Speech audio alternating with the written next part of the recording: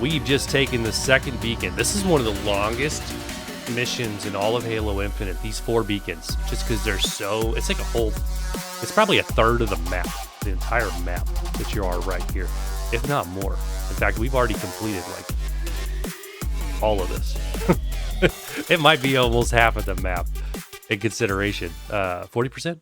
We'll say 40%. I'm kind of running out of stuff to collect on Legendary. Sort of. It's sort of sad. Legendary is supposed to be hard and take forever.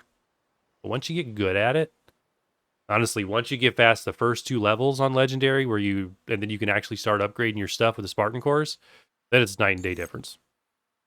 All right, let's go get this forward operating base. Good hotel.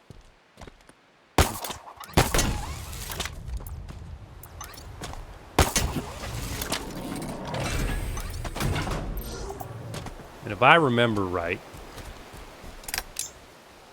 there is a warthog up on the hill. That's where that soldier came from. There's like a whole squad of soldiers up here. Standing by a warthog. Pretty random.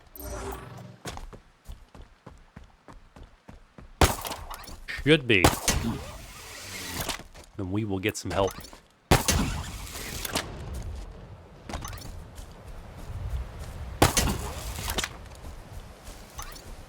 Come on, follow Chief. Yes, sir. Follow the chief. Oh, wait, where's my ride? Okay, never mind. The warthog was back there and it got flipped off the cliff. And the soldiers are just hanging out up here. All right, let's go get this forward operating base. We've got the worst AR in the game.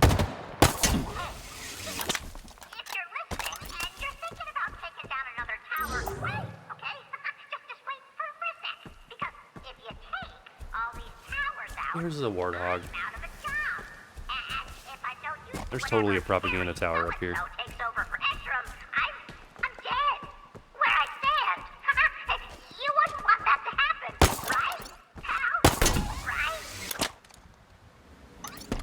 Right, pal? Oh. Propaganda tower out. All right, let's get this ride. Look at these soldiers. Right there. There's one of them. Where's the other one at? Buckled in, let's get going. I'm in. She literally said, "Buckled in, let's get going." I move, and then she's just gone. It's not even in Chief. the Jeep. Come on now.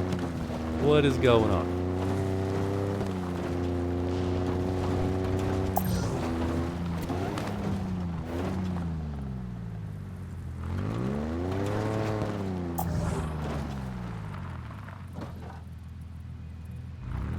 Sorry, sort of looking around. Getting caught in the moment. Dropped contact. Right, UNSC's not going I need down you that guys easy. to Incoming! take Hostile out down. these troops. The Banshee. Firing. Oh, that's right. This operating base actually has 2 Banshees that spawn on the cliff, so you can always get a Banshee Line up, jumps. if you want one. Once you unlock the Wasp, it's not really needed. But up until that point. My man. Get clear. Watch those turrets. We're going on down. Hostile, mounting up. Real tough in your vehicle, huh? Oh, this is not good. We could use Not an good. LZ out here. Not good. Let's secure that fob. Not good. Stop stunning me.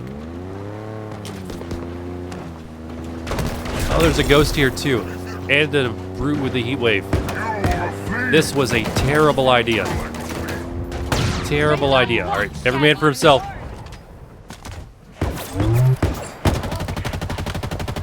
Worst AR ever.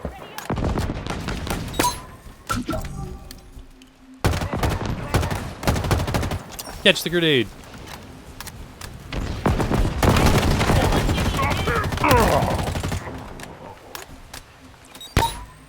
Where's he at? Where's he at? There he is.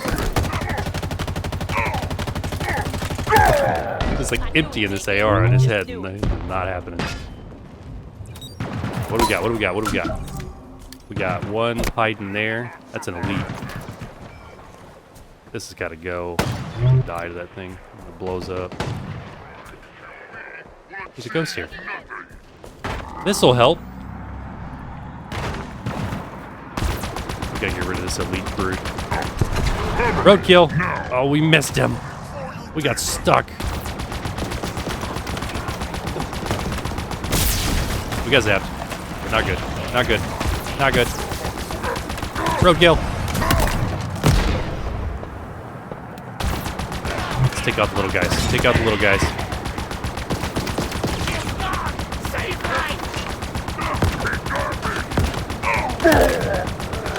And we are... Look at this troop. This troop is... Well, I was going to say he's the MVP, but he just got evaporated. So, you know. MVP in terms of bravery. I just about got evaporated. Okay. Me and you, buddy.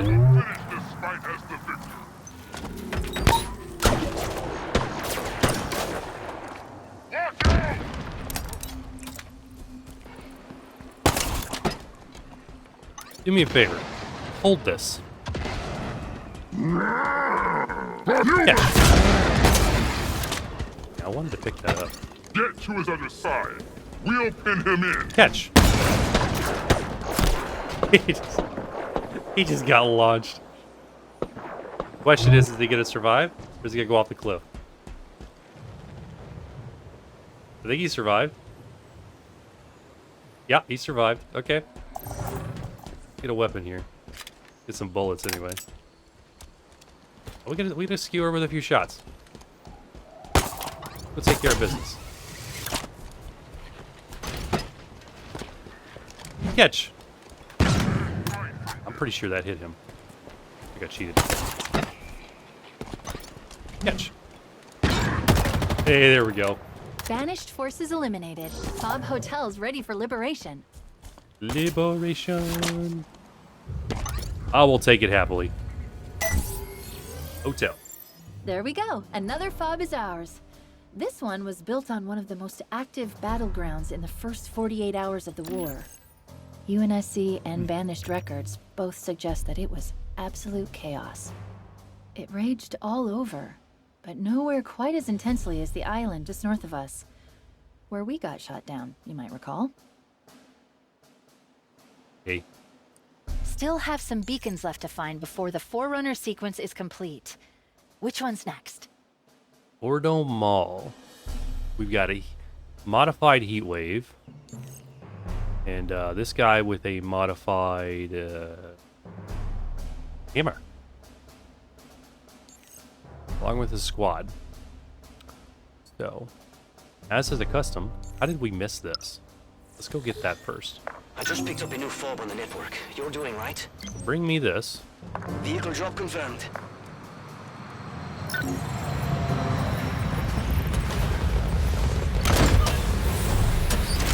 Soldier got killed.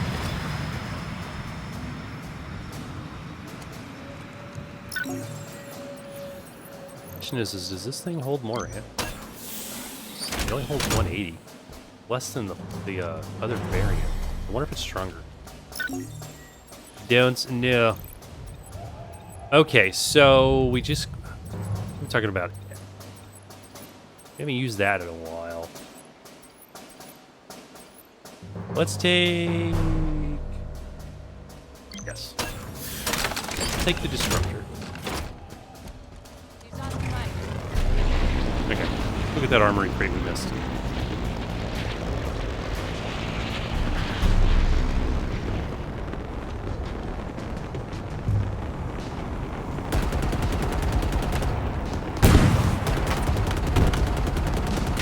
I have no idea what those things are. They're like brute propaganda towers, but you can't do anything. At least that I've been able to figure out. We don't even need to fight these guys. Let's just go get our... You can literally fight bad guys forever in this game.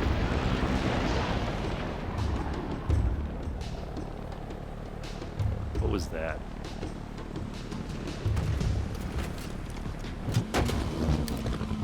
Decent point. Now there's bad guys over there after I destroyed the tower.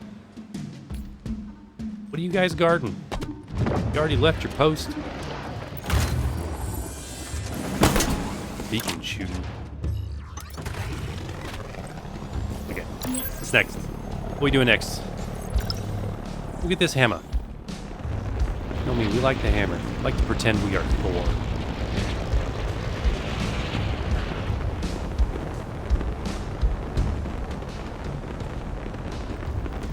Music's kind of got a beat to it. Give it that. Chief, there's a high-value target in range. The banished chieftain Geddon. Be careful if you go after him. Going by his rap sheet, he's There he pretty is. dangerous. About to take a Even rocket. for a chieftain. This guy actually has a shield. Well, let's sit back and take out some of the little guys, and then we'll go get involved with him. I want to see his hammer up close if he's actually using his hammer. He may not be. Sometimes the elite bosses are not actually using the weapon that they're guarding. Well, he looks like he may. He may be holding it.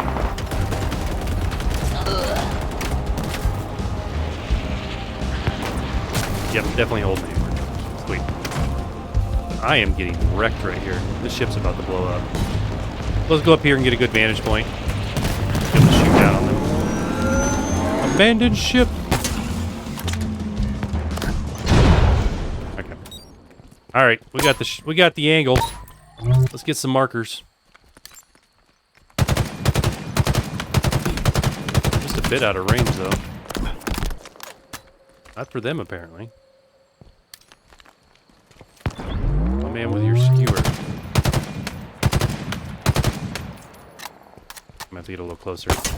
This is not gonna work.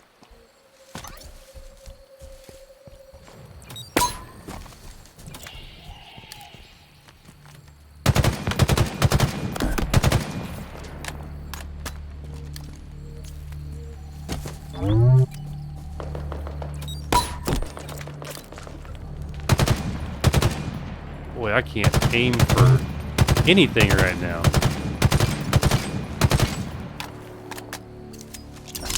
Actually, no, you guys, you don't know what you're seeing. This is quality, perfect aim gameplay. Yep, this is beyond pro. Don't know what you're missing until you play like this. There we go, finally. Come on. He doesn't have his helmet on anymore, I think. You can't tell, he's too far away.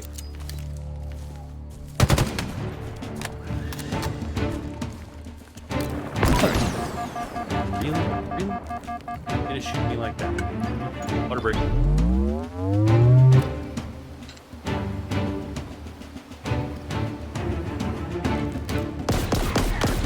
Meets my little friend.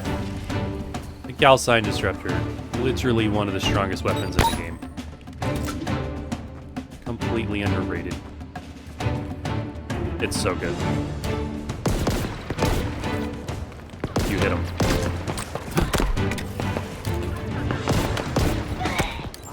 Case in point.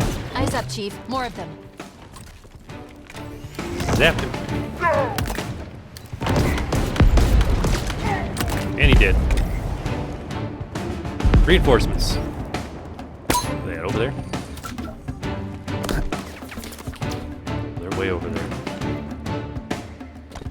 There? They are over there. Alright, let's go back around. Get that angle. I want to save the boss for last. We got to get a close-up of this boss. I have not taken this boss out before. So this is a new one. This will be worthy of a montage of clips as he kills me many times.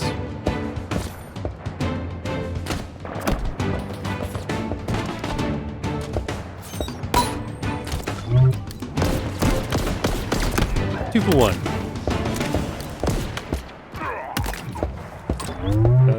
This gun really is cheating.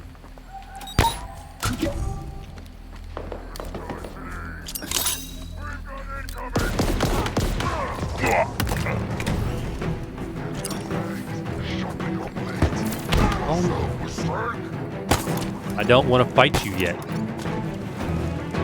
Come on, man. Back off.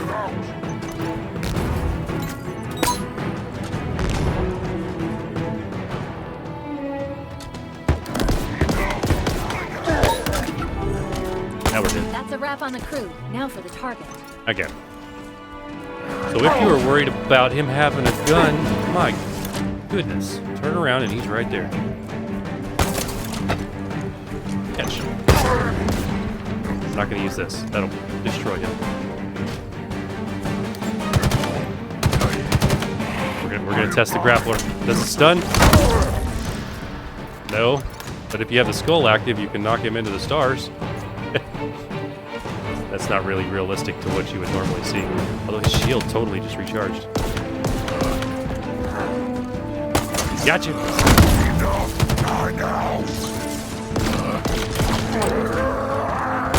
Gotcha.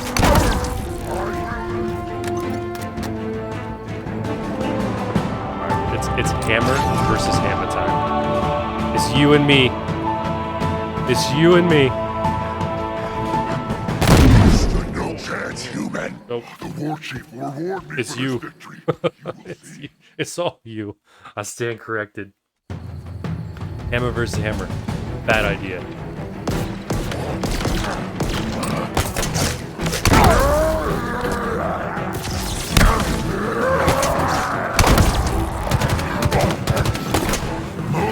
That's my spot. Gonna keep stunning you, my friend. Knock you to the other side of the map. Alright, we're gonna try this hammer again.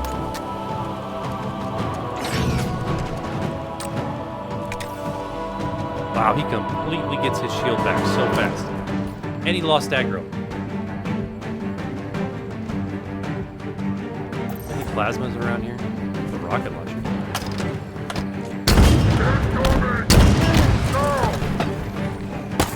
Gotcha. Hammer. My hammer's better than yours. Oh, yeah. The poor guy. Threat eliminated. He just bounced off that put cliff. down one of the worst monsters to ever plague the UNSC.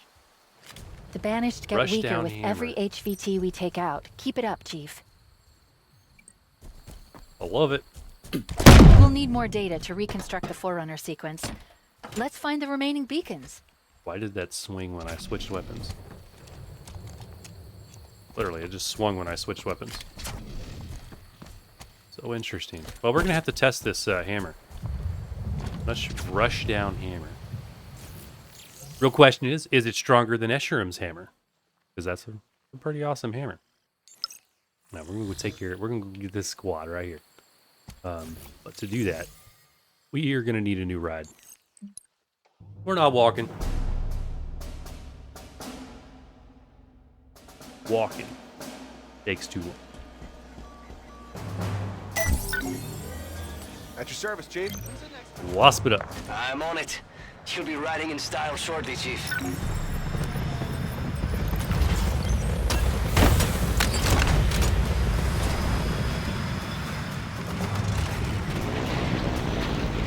Go get the squad.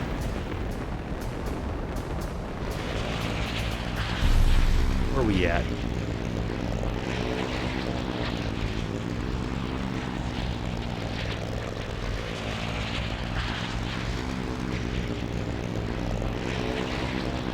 Hey, there's a save. Right. Let's do that thing. Take a time out for Jesus. Let's do the third part of this lesson. Part 3 of Jesus, our teacher. Right. Get into this. Let's see what new stuff we get to learn on this one. Jesus' teaching calls for a response. To merely admire Jesus as a great teacher without applying the truths he taught is to forfeit the treasure of which he spoke. It also is to leave yourself vulnerable to life's storms when they come. Earlier I mentioned Jesus' Sermon on the Mount. He wrapped up the sermon with a short story about two men. One man built his home on a rock, a solid foundation. The other man built his home on the sand. Jesus' point is the person who acts on his teachings is building on a solid foundation. But one who fails to heed Jesus' words is setting himself up for disaster. Storms come into all of our lives. Building our lives on the firm foundation of Jesus and his teachings give us the ability to withstand the onslaughts. Let me say again, to merely admire Jesus as a great teacher without applying the truths he taught is to leave yourself vulnerable to life's storms when they come. It is the same as declaring you really don't believe him after all. Obedience is what Jesus teaches is proof that you believe him. Belief, after all, is to be demonstrated, not just discussed. Acting in belief of Christ's words requires faith. Faith is something we often misunderstand. We identify it as an emotion. Sometimes we hold on to it intellectually, or something we say we believe. Yet faith is measured by your life, not your lips. It involves your feet, not your feelings. It should be a lifestyle, not an event. In fact, to live by faith is to call God a liar. I completely tortured that one. In fact, to not live by faith is to call God a liar. It is to challenge his integrity, because faith means that you are taking him at his word. Faith is only as powerful as the object to which it is attached. You could have all the faith in the world that your car was suddenly going to sprout wings and fly you to the moon, but you would still end up on the ground. Yet, when you attach your faith to Jesus Christ and his word, you are responding by obeying what he has revealed. That is the faith that moves mountains. Responding to Jesus' teachings means trusting him enough to do what he says.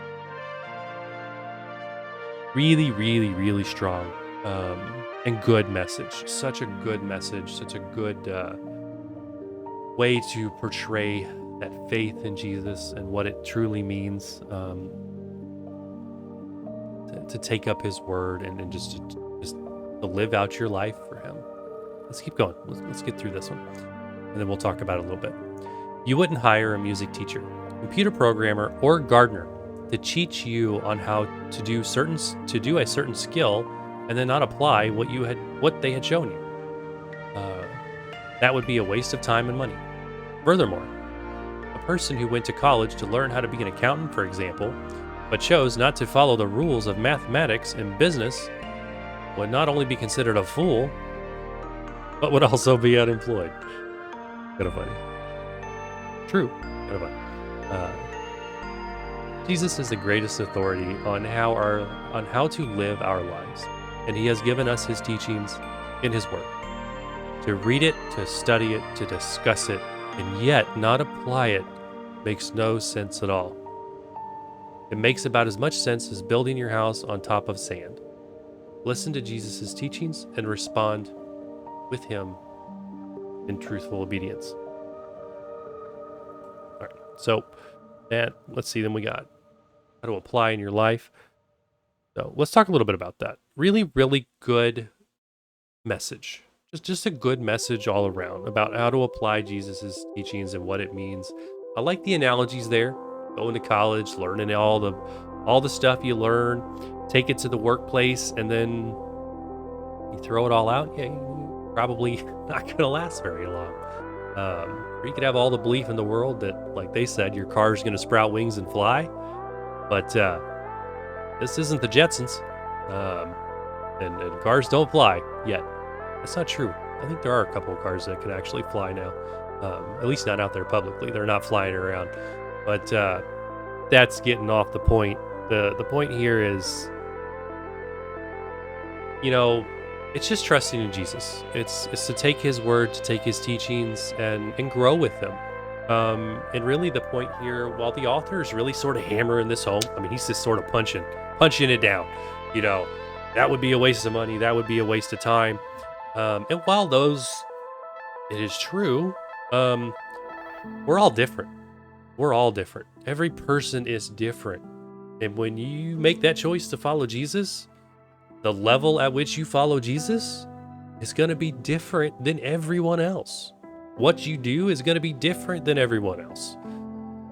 You may not jump right into reading the Bible and studying and trying to learn. You may not jump right into going out and preaching the Word of God. You may not change much at all, actually, if you're like me. When I first gave my life to Christ, that was, my, I was 20-ish, 19, something like that. And I didn't change much at all. I kind of knew, Jesus was part of my life, but it took time. And it's going to take time. That's totally fine. We're all different. The point here is not to get lost in the rules, to not get lost in the, I got to do this, I got to do that, I have to figure this out, or I got to live this way, because it's just not true. At the end of the day, the only thing that matters is Jesus. You trust him, and he'll take care of the details.